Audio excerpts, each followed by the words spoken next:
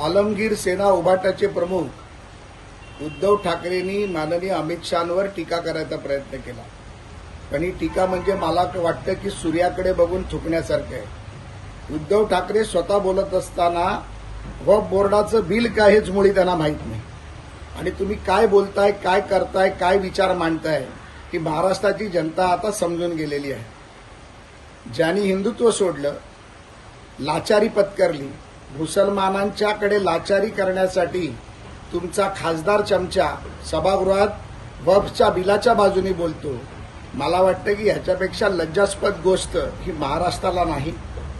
ज्या बाळासाहेबांनी, कैलासवासी शिवसेना प्रमुखांनी हिंदुत्वासाठी आणि हिंदुत्व टिकवण्यासाठी यांचा विरोध केला, त्यांची बाजू घेऊन राहुल गांधीची लाचारी करणारे उद्धवजी तुम्हाला बोलताना लाज कशी वाटत नाही हा प्रश्न देखील महाराष्ट्राला पडला असेल.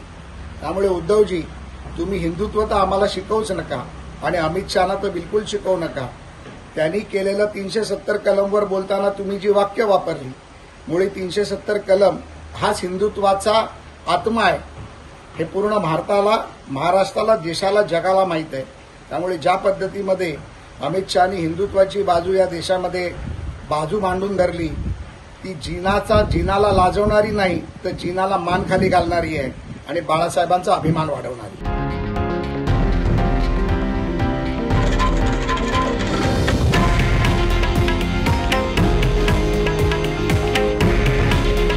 हे आहे देशातील नंबर 1 न्यूज नेटवर्क आणि आपण पाहत आहात TV9 मराठी.